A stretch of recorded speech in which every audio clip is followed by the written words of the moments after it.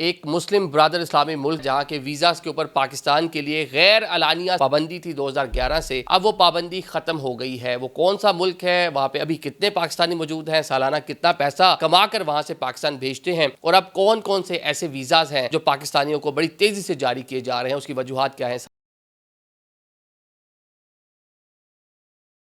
अस्सलाम वालेकुम नाज़रीन, मैं हूं आदिल निज़ामी और आप देख रहे हैं मेरा डिजिटल चैनल। नाज़रीन, आज का व्लॉग एक मुस्लिम ब्रादर इस्लामी मुल्क के हवाले से है जहां के वीज़ाज़ के ऊपर पाकिस्तान के लिए गैर अलानिया समहो पाबंदी थी 2011 से, अब वो पाबंदी ख़त्म हो गई है। वो कौन सा मुल्क है, वहाँ पे अभी कितने पाकिस्तानी मौजूद हैं, सालाना कितना पैसा कमा कर वहाँ से पाकिस्तान भेजते हैं, और अब कौन कौन से ऐसे वीज़ाज़ हैं जो पाकिस्तानियों को बड़ी तेज़ी से जारी किए जा रहे हैं, उसकी वजूहात क्या हैं, सारी चीज़ें आज के व्लॉग का हिस्सा बनाएंगे। नाज़रीन, ब्रादर इस्लामी मुल्क है कुवैत, एक पेट्रोल की जो है दौलत से मालामाल मुल्क है, सऊदी अरेबिया के साथ छोटा सा मुल्क है। ऑल दो उसकी अपनी आबादी तो सिर्फ 50 लाख नफूस पर मुश्तमिल है, मतलब 50 लाख लोग वहाँ पे हैं, जिनमें 90,000 पाकिस्तानी वहाँ पे ऑलरेडी मौजूद हैं जो काम काज के लिए वहाँ पे जाते हैं। वहाँ भी कफ़ालत का सिस्टम है, कफ़ील आपको वहाँ पर बुलाते हैं, वहाँ पे आप नौकरी कर सकते हैं। लेकिन पिछले कुछ सालों से, ख़ुसूसन 2011 से समहो गैर एलानिया जो है अनअनाउंस्ड बैन था पाकिस्तानियों पर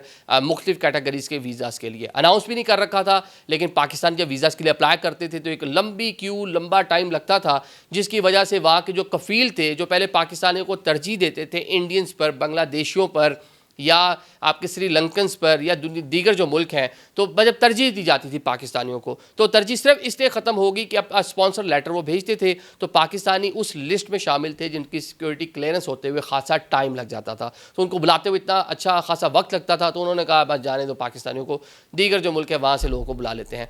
अभी जनाब इतलात ये है कि पाकिस्तान को उस लिस्ट से निकाला गया है। इस टाइम बड़ा मैं प्राउडली ये कह रहा हूँ कि पाकिस्तान का मुरायल, पाकिस्तानी 25 करोड़ पाकिस्तानियों का मुरायल, और साथ में हमारा जो एक पासपोर्ट है, सब हलाली पासपोर्ट जो है, इसकी थोड़ी सी वक़्त अरब ममालिक में बढ़ गई है। क्यों बढ़ी है? हाल ही में जो हमने भारत को जिस तरह जवाब दिया है, दुनिया हमें तारीफ़ कर रही है। अरब जो हैं उनको पता है कि उनके डिफेंस के लिए माजी में भी हमसे खिदमात लेते रहे हैं, तो अब भी थोड़ा सा वो वीकनेस देख रहे थे, माली तौर पे मजबूत नहीं है, इकॉनमी अच्छी नहीं है, पॉलिटिकल पोलराइजेशन बहुत ज़्यादा हो गई है। लेकिन अभी जो पाकिस्तान ने एक मैसेज दिया ना, उसके बाद कह लें ज़रा इज़्ज़त हमारी ना अरब ममालिक में ख़ुसूसन वो बहाल हो गई है। तो जनाब पाकिस्तान को जो एक मखसूस लिस्ट थी, अब उससे निकालने का फ़ैसला किया गया है 2011 में, जिसमें हमें डाला गया था। बल्कि बहुत से लोग तो कहते हैं 2006-07 से ही जो कुवैती थे वो पाकिस्तान को इसी तरह ट्रीट कर रहे थे, वीज़ा हमें ना होने के बराबर मिल रहा था, पाबंदी भी नहीं थी, वीज़ा भी नहीं मिल रहा था। तो अभी जनाब ये फ़ैसला किया गया है। बल्कि एक और चीज़ ऐड कर लूँ यहाँ पर, 2021 में शेख रशीद वज़ीर दाखिला थे, तो हमें याद है उस time prime minister Imran Khan को कवर करते थे, तो उनके जो वज़ीर आज़म हैं उनसे मुलाकात हुई थी शेख साहब की। तो वहाँ भी हुकूमत पाकिस्तान ने मामला रखा था कि जनाब हमारे पाकिस्तानियों की सिक्योरिटी क्लियरेंस और ये सारे मामला को लेकर आप लोग हमें वीज़ाज़ नहीं दे रहे।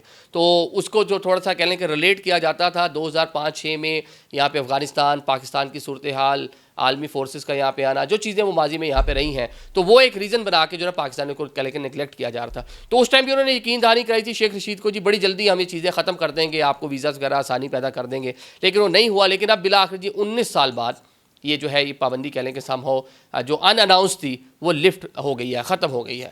अब जनाब रोज़गार जो वीज़ाज़ हैं, जॉब वीज़ाज़ वो आपको देंगे, फैमिली वीज़ाज़ आपको मिलेंगे, विज़िट वीज़ा मिलेंगे, और कमर्शियल वीज़ाज़ जो हैं इस कैटेगरीज़ के जो वीज़ाज़ हैं ये आपको बड़ी तेज़ी से आप कुवैत की गवर्नमेंट देगी। एक छोटा मुल्क, एक बड़ी मजबूत इकॉनमी, पेट्रोल की दौलत से माला माल, और जिसका एक जो उसकी जो करेंसी है वो पाकिस्तानी 913 रुपये, उनका वो कुवैती आई थिंक दिनार होता है, तो उनका जो कुवैती दिनार है वो पाकिस्तानी 913 रुपये का, जो भी आई थिंक दिनार ही है करेंसी, मुझे एग्जैक्ट नहीं मालूम, अच्छा जो भी उनकी जो करेंसी है वो पाकिस्तान जब एक्सचेंज रेट जो है वो 913 रुपये बनता है। तो एक बड़ी कह लें कि ये रकम है।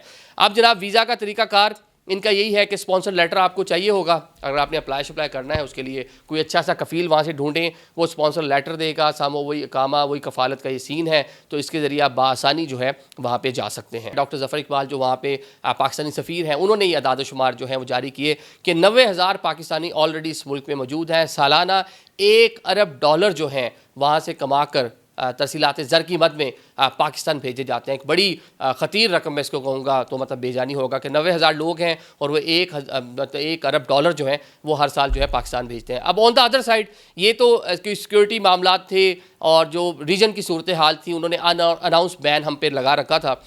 लेकिन जो हमारे पाकिस्तानी यूएई में जा रहे हैं उधर भी अब बैन्स और मतलब बहुत सी कह लें पाबंदियाँ, और सऊदीया में जो जा रहे हैं उनके लिए मल्टीपल पाबंदियाँ और वीज़ाज़ जो हैं वो कम से कम, सिक्योरिटी डिपॉजिट, इवन आप देख लें कि 5 साल जो यूएई का वीज़ा उन्होंने इंट्रोड्यूस करवाया है, आपने कितनी खतीर रकम उनके अकाउंट में डालनी है उन 5 साल तक जो होल्ड रहेगी, और आपने वहाँ अगर विजिट पे जा रहे हैं तो आपने क्या क्या चीज़ें दिखानी है, टिकट और फ्ला फ्ला फ्ला। पहले तो बात है आपको वीज़ास देते नहीं। पाकिस्तान के कितने शहर हैं जो उन्होंने रेड लिस्ट में डाल रखे हैं, उधर भी अनअनाउंस है। सऊदी सफीर साहब जाके बात कर लेना, वो कहेगा कोई पाबंदी नहीं है, आप तो हमारे मुसलमान भाई हैं जनाब, वेलकम, कल ही आ जाएं।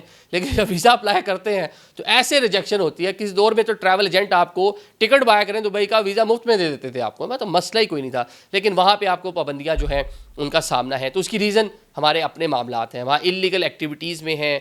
हम जिस वीज़े पे जाते हैं वो उस वीज़े पे काम नहीं करते, जाते हैं हम विजिट पे, वहाँ जाके काम 6 महीने करते रहते हैं।